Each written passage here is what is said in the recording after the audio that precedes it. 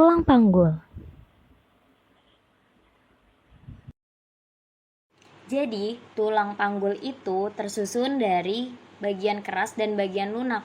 Nah, bagian keras dari tulang panggul tersusun dari tulang-tulang, yaitu ada 4 tulang, yaitu 2 tulang os kokse atau 2 tulang pangkal paha, lalu ada tulang kelangkang atau os sakrum, dan ada 1 tulang tungging atau os koksigis. Nah, 2 tulang pangkal paha kita lihat satu persatu ya. Nah, di os kokse ini terdiri dari os ilium. Os ilium merupakan tulang yang menyusun tulang panggul ini, tulang terbesar yang menyusun tulang panggul ini. Lalu di os ilium itu sendiri dibatasi oleh bagian tulang yang tebal. Bagian tulang yang tebal itu disebut crista iliaca. Nah, di crista iliaca ini, jika kita melihat secara 3 dimensi, itu di bagian depannya ada bagian yang menonjol. Nih. Ya. Ini yang di sini itu ada bagian yang menonjol. Nah, bagian yang menonjol ini kita sebut dengan spina iliaca anterior superior. Lalu yang di belakang juga ada. Itu disebut dengan spina iliaca posterior. Spina iliaca posterior superior. Lalu di depan spina iliaca anterior superior terdapat tonjolan lagi.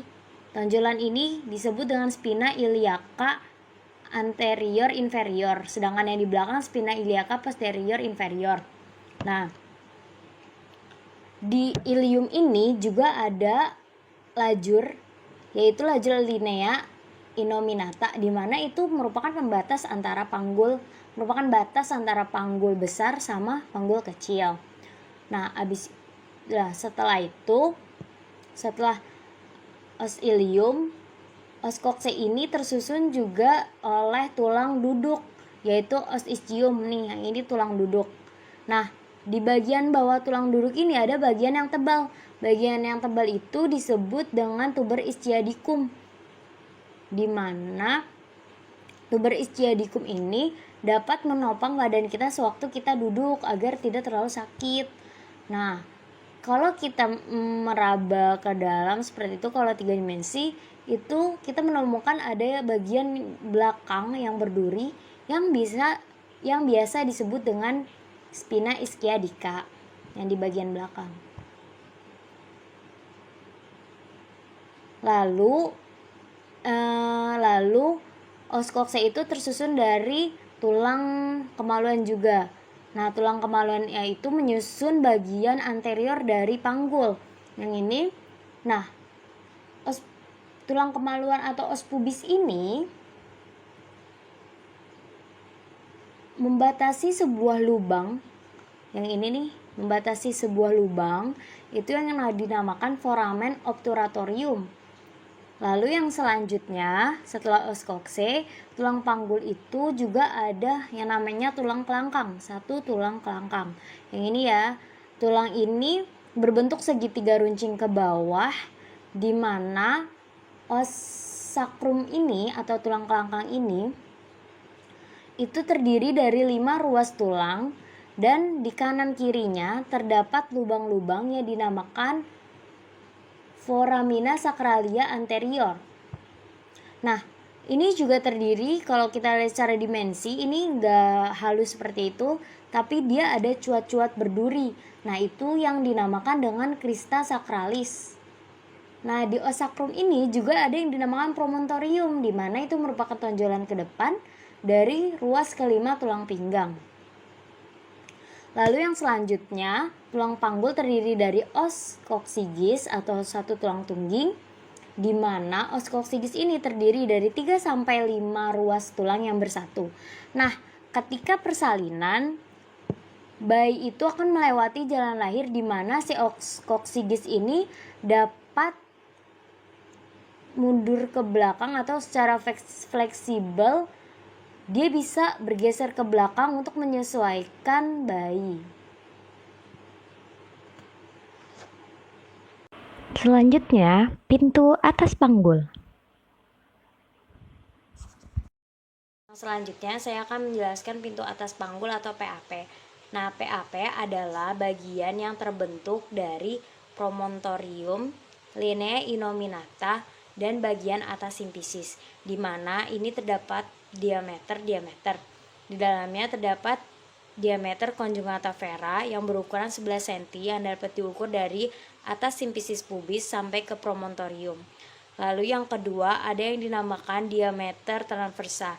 Ini adalah garis yang melintang yang paling panjang di PAP, yaitu berukuran 12,5 sampai 13 cm. Lalu ada yang disebut dengan diameter obliqua yang diukur dari artikulasio sacroiliaca ke titik pertemuan antara diameter transversa dan conjugata vera yang disebut dengan diameter obliqua yaitu 13 cm. Nah, cara mengukur conjugata vera itu sendiri yaitu dengan memasukkan jari tengah dan jari telunjuk kita. Nah, jika kita sudah masukkan ke dalam vagina lalu ujung jari kita bertemu dengan promontorium, itu berarti ukuran jari kita dikurangi 1,5. Misal, kalau kita telah mengukur nih ukuran jari kita itu ukurannya itu 13 cm, maka 13 cm masuk, lalu ujung jari kita ketemu dengan promontorium, maka 13 cm dikurangi 1,5 dapat diameter conjugata veranya yaitu 11,5. Nah, sekarang kita bahas pintu bawah panggul. Saya akan menjelaskan tentang pintu bawah panggul. Pintu bawah panggul itu tersusun atas dua bidang datar yang masing-masing terdiri dari segitiga. Segitiga yang pertama itu dia merupakan garis dari tuber os ischii, ini tuber os ischii ke sacrum, ini sacrum. Nah, garis segitiga yang kedua itu dari tuber os ischii ke bagian bawah simfisis pubis. Bidang-bidang Hodge. Lalu yang selanjutnya ada bidang-bidang Hodge. Nah, bidang Hodge 1 itu merupakan bidang datar yang terbentuk dari simfisis atas ke promontorium. Bidang ini berada di lingkaran PAP. Lalu yang selanjutnya adalah Hodge 2. Ini Hodge 2 itu sejajar dengan Hodge 1, tapi dia setinggi simfisis pubis bagian bawah. Lalu ada Hodge 3, dia itu sejajar dengan Hodge 1, Hodge 2, cuma dia setinggi spina ischiadica.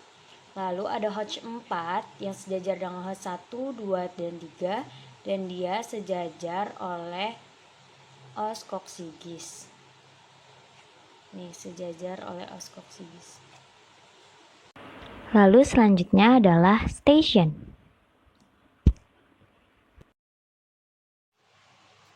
Lalu yang selanjutnya ada yang dinamakan station. Station merupakan hubungan antara bagian penting bawah presentasi dengan garis imajiner yang ditarik dari spina ischiadica. Ini jadi misalkan ini bagian bawah. Nah, presentasi dari garis imajiner nih yang ditarik dari spina ischiadica. Station ini itu merupakan istilah untuk menggambarkan tingkat descensus. Nah, descensus itu adalah turunnya kepala di jalan lahir. Nah, terus di sini ada yang dinamakan zero station. Nah, zero station itu berarti kepala bayi atau puncak kepala bayi telah sejajar dengan spina ischiadica. Pada kondisi ini berarti pada kondisi ini berarti disebut juga judgment atau telah menancap. Nah, kalau stationnya ini masih ada di min 3, itu berarti kepala bayi masih mengambang.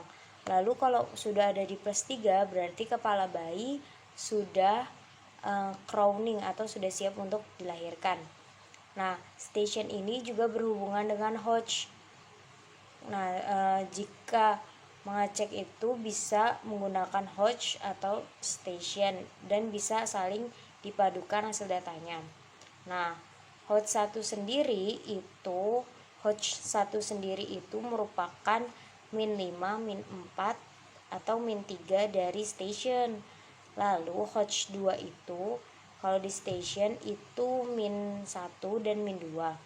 Lalu Hodge 3. Nah, Hodge 3 itu yaitu di zero station. Hodge 4 di plus 4 dan plus 5. Nih di plus 4 dan plus 5. Atau jika kita lihat deskripsiannya, bila zero station itu masih tidak teraba kepala. Nah, kalau sudah di plus 1, station plus 1, itu teraba insisiput dan oksiputnya belum teraba. Lalu di plus 2, teraba insiput dan oksiput sebagian. Dan nih kalau sudah di plus 5, itu puncak kepala janin itu sudah ada di bawah panggul. Anatomi kepala bayi. Selanjutnya saya akan menjelaskan tentang anatomi kepala janin. Nah, yang ini namanya glabella. Lalu yang ini itu ada sutura frontalis. Nah, yang ini ada ubun-ubun besar atau biasa juga disebut dengan brekma atau frontanella mayor. Nah, yang ini itu disebut dengan sutura koronaria. Nah, yang tulangnya ini nih itu eminensia frontalis. Nah, diameter dari sini ke sini itu disebut dengan bitemporal dengan ukuran 8,5 cm. Lalu yang selanjutnya itu ada sutura sagittalis. Lalu ada eminensia parietalis yang ini. Lalu ada sutura lambdoidea yang ini. Nah, yang ini itu dinamakan dengan fontanella minor atau yang biasa disebut juga ubun-ubun kecil. Nah, ini itu adalah os occipitalis. Dan ukuran diameter dari sini ke sini itu dinamakan ukuran biparietal yang ukurannya 9,5 cm. Ukuran tulang kepala bayi Arthur. Selanjutnya saya akan menjelaskan tentang ukuran tulang kepala bayi atherem. Nah, pertama itu ada diameter suboccipitobregmatik. Nah, diameter suboccipitobregmatik ini berukuran 9,5 cm. Ini adalah diameter antara foramen magnum ke ubun-ubun besar, di mana jika kepala janin dilahirkan dalam presentasi belakang kepala, maka kepala janin melintasi vulva dengan ukuran tersebut dengan lingkaran sirkumferensia ukuran 32 cm. Lalu ada yang namanya diameter occipitofrontal. Nah, ini ukurannya kurang lebih 11 cm, di mana ini merupakan diameter antara titik pangkal hidung, yaitu yang ini, titik pangkal hidung ke jarak terjauh pada belakang kepala. Ini kurang lebih 11 cm. Nah, lingkaran fronto-occipitalis ini dengan sirkumferensia 34 cm melalui jalan lahir pada letak puncak kepala. Lalu yang selanjutnya ada diameter vertikomental. Diameter vertikomental ini itu antara dagu ke titik terjauh di belakang kepala. Nah, ini ukurannya kurang lebih 13,5 cm dengan sirkumferensianya 35 cm melalui jalan lahir pada letak dahi. Lalu yang selanjutnya ada submentobregmatik. Ini ukurannya 9,5 cm, kurang lebih 9,5 cm. Ini itu adalah diameter antara os osioid dengan ubun-ubun besar, di mana sirkumferensianya 32 cm melalui jalan lahir pada letak muka. Sekarang saya akan melakukan teknik episiotomi. Yang pertama saya akan melakukan persiapan alat, kemudian melakukan prosedur utama persalinan, melakukan aseptik antiseptik, kemudian saya akan masuk ke prosedur episiotomi. Yang pertama melakukan anestesi lokal, menjelaskan pada ibu tentang apa yang akan dilakukan dan membantu ibu agar merasa tenang. Yang kedua, memasang jarum nomor 22 pada semprit 10 ml, kemudian isi semprit dengan bahan anestesi.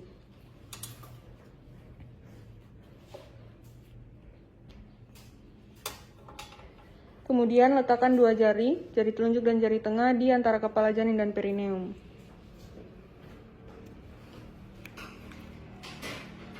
Gunakan jari-jari penolong sebagai pelindung kepala bayi. Kemudian tusukkan jarum tepat di bawah kulit perineum pada daerah komisura posterior atau forceps, yaitu bagian sudut di bawah vulva. Sambil menarik mundur jarum suntik, infiltrasikan 5-10 ml lidokain 1%. Arahkan jarum dengan membuat sudut 45 derajat ke sebelah kiri atau kanan garis tengah perineum.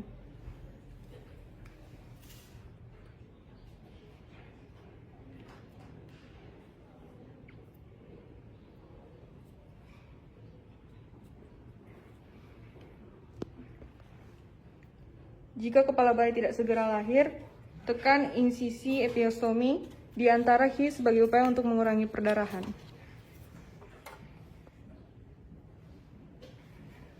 Kemudian kita akan masuk ke tindakan episiotomi. Yang pertama, pegang gunting yang tajam dengan satu tangan. Kemudian letakkan jari telunjuk dan tengah di antara kepala bayi dan perineum searah dengan rencana sayatan. Kemudian tunggu fase puncak his, kemudian gunting dalam keadaan terbuka di antara jari telunjuk dan tengah.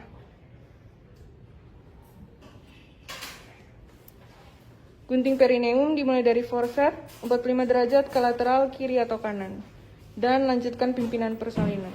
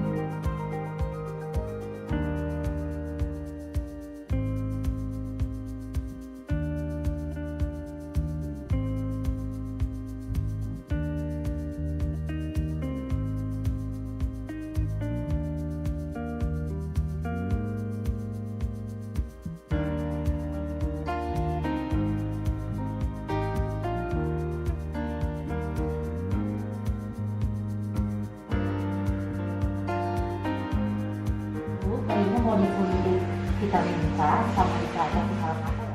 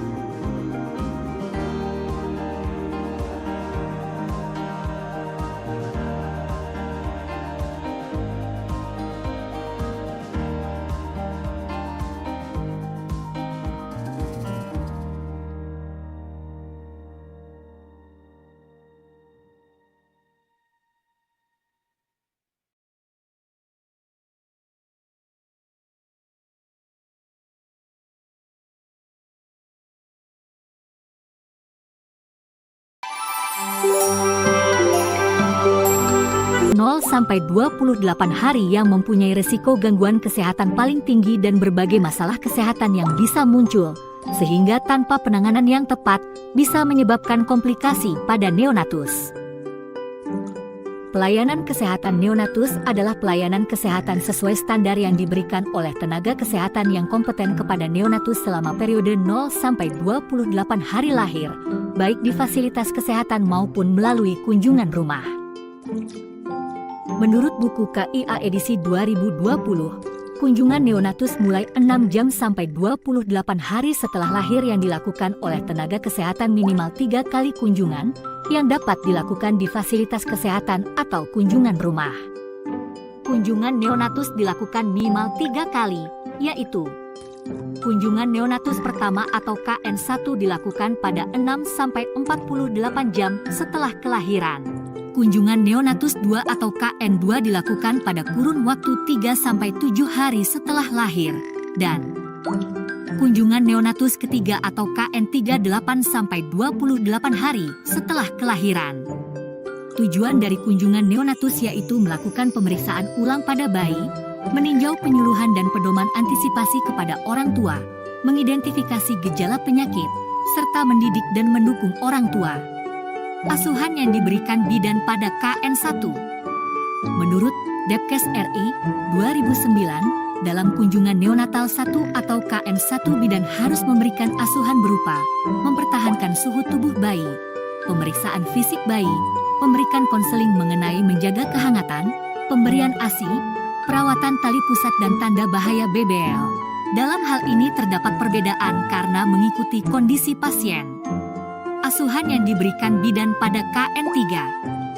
Menurut buku KIA 2020, adapun asuhan yang harus dilakukan pada bayi baru lahir kunjungan ketiga adalah pemeriksaan nafas, pemeriksaan warna kulit, pemeriksaan kemungkinan kejang, pemeriksaan aktivitas dan perilaku bayi, pemeriksaan bayi kuat menyusui atau tidak, pemeriksaan perawatan tali pusat, pemeriksaan pola BAK dan BAB. Apabila terdapat masalah yang memerlukan penanganan fasilitas lebih lengkap, maka bidan melakukan rujukan. Asuhan yang diberikan bidan pada KN3. Menurut buku KIA 2020, adapun asuhan yang harus dilakukan pada bayi baru lahir kunjungan ketiga adalah pemeriksaan nafas, pemeriksaan warna kulit, pemeriksaan kemungkinan kejang, pemeriksaan aktivitas dan perilaku bayi, pemeriksaan bayi kuat menyusui atau tidak, pemeriksaan perawatan tali pusat, pemeriksaan pola BAK dan BAB. Apabila terdapat masalah yang memerlukan penanganan fasilitas lebih lengkap, maka bidan melakukan rujukan. Terima kasih telah menyaksikan. Semoga video ini bermanfaat.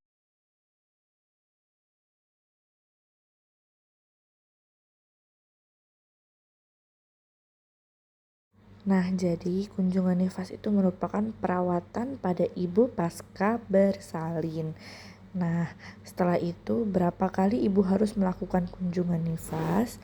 Nah, di sini ibu melakukan kunjungan nifas sebanyak 4 kali sejak 6 jam pasca melahirkan sampai 42 hari setelah melahirkan.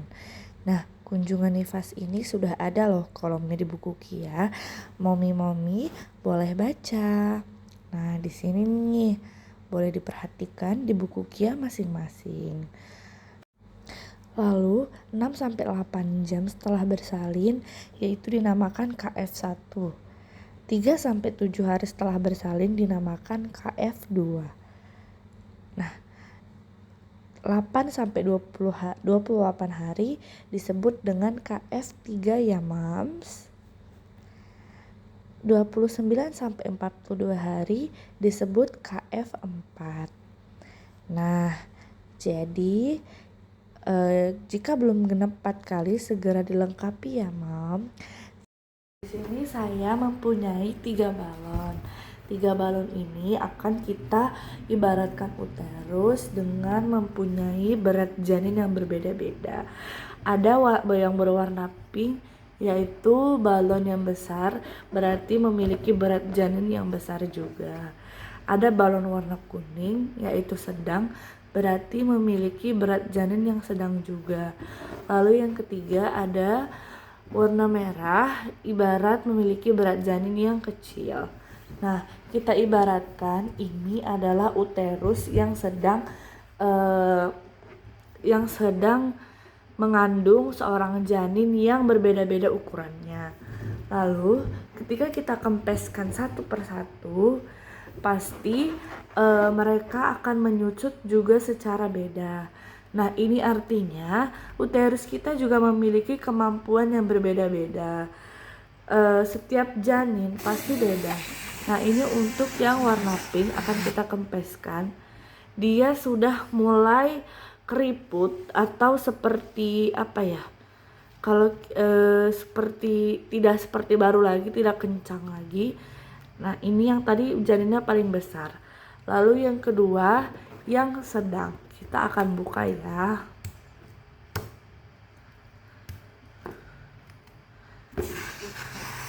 Nah, lalu yang sedang masih sedikit ketat, tidak begitu kendor seperti yang warna pink. Lanjut, yang uterus yang mengandung janin yang berukuran kecil. Kita buka ikatannya, lalu kita hilangkan udaranya. Di sini terlihat masih kencang, tidak keriput, masih seperti baru. Artinya dari kesimpulan 3 balon ini adalah setiap rahim yang sudah mengandung janin pastinya memiliki proses kembali dengan masing-masing beda. Kenapa? Itu tergantung dengan berat janin yang sedang dikandung beliau. Nah, jadi maka dari itu buat ibu-ibu, mami-mami semua dianjurkan untuk memakai korset pasca melahirkan. Tujuannya untuk mengembalikan ukuran uterus kepada seperti semula. Terima kasih. Sekian, terima kasih. Assalamualaikum warahmatullahi wabarakatuh.